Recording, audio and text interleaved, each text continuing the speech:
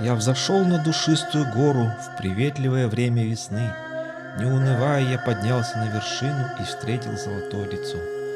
Цветы сияли яркими лучами, и благоприятные цвета сияли, как радуга. Дым благовоний веял туманом, и исходил благословенный свет.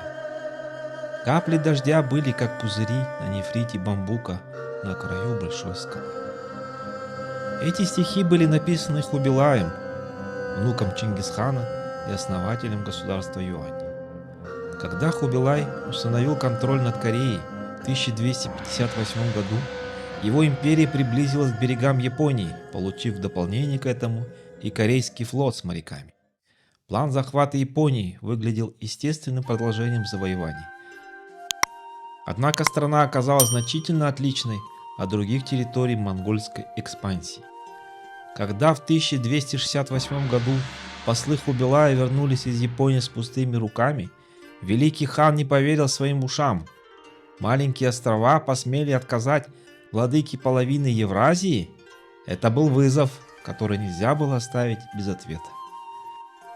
В 1274 году флот Хубилая поднял якоря и двинулся по направлению к острову Кюсю. Он насчитывал 900 судов, на которых разместилось 25 тысяч монголов вместе с лошадьми, около 10 тысяч китайских и 5 тысяч корейских солдат и матросов.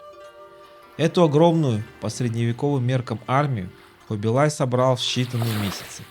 Без всякого труда монголы захватили острова Ики и Цусима и вошли в бухту Хаката, единственное место на северо-западном побережье Кюсю, где можно было высадить такое количество людей.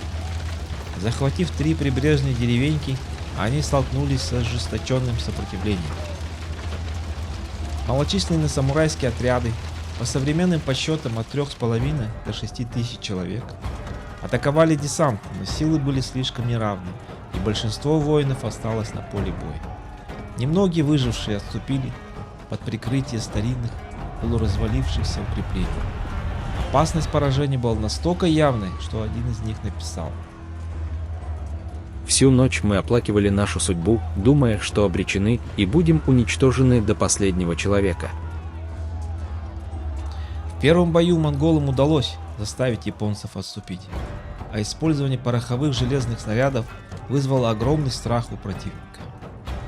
Действительно, первое же столкновение с монголами, кроме военного превосходства степняков, показало их жестокость. В захваченных деревнях они убили всех мужчин, не пощадив ни младенцев, ни дряхлых стариков, а женщин увели в рабство. После первой стычки, однако, захватчики отступили.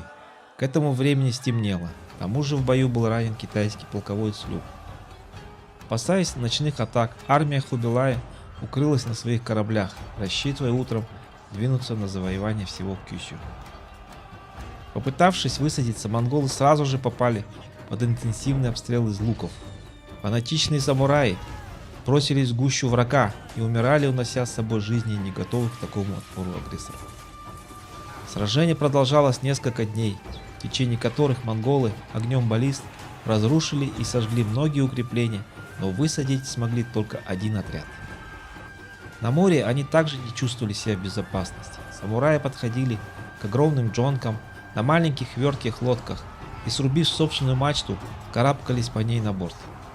Индивидуально обученные лучше, чем монголы, используя преимущество ограниченного пространства, где противник не мог сражаться группами, они убивали захватчиков и пускали корабли на дно.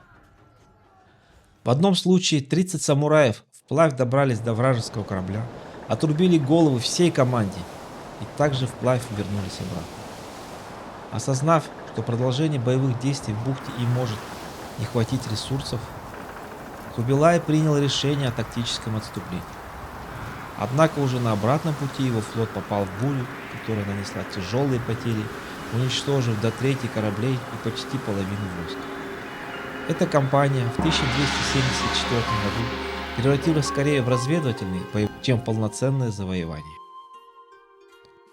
В последующие годы Хубилай был занят завоеванием Южного Китая и повторно посылал послов в Японию, которых японцы жестоко наказывали, что лишь усилило обиду хана.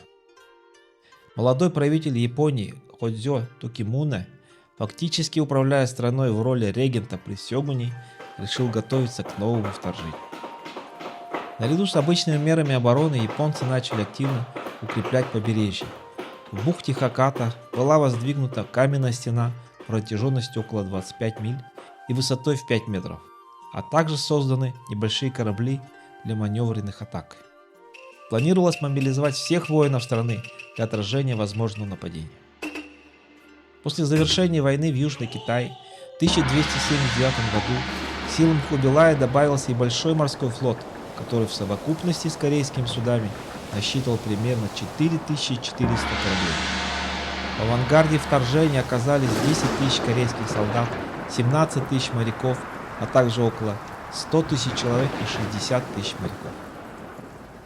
А также 15 тысяч монгол и китайцев, за которыми последовало основное китайское войско численностью около 100 тысяч человек и 60 тысяч моряков.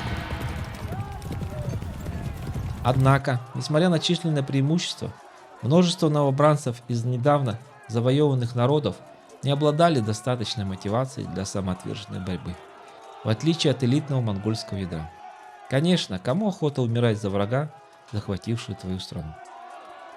9 июня 1281 года авангард армии Хубилая высадился на острове Цусима, где уже ждали упорные защитники.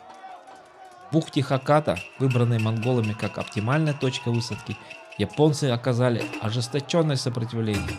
Вдоль протяженной защитной стены они отражали атаки, а ночью несколько лодок с небольшими группами воинов совершали быстрые налеты на вражеские суда, обезглавливая их команды и поджигая корабли. Попытки монголов атаковать иные участки побережья также провалились. На море жара и антисанитарные условия привели к массовым заболеваниям, что повлекло за собой гибель тысяч монгольских воинов. Основные силы, прибывшие 12 августа, собрались для решающей атаки, но 15 августа на море поднялся мощнейший тайфун, который разрушил значительную часть флота. Корабли переворачивались, сталкивались друг с другом и разбивались о скалы. Этот природный катаклизм в японском понимании назван камикадзе, божественный ветер, стал поворотным моментом, после которого оставшиеся в живых из армии вторжения были окончательно разгромлены.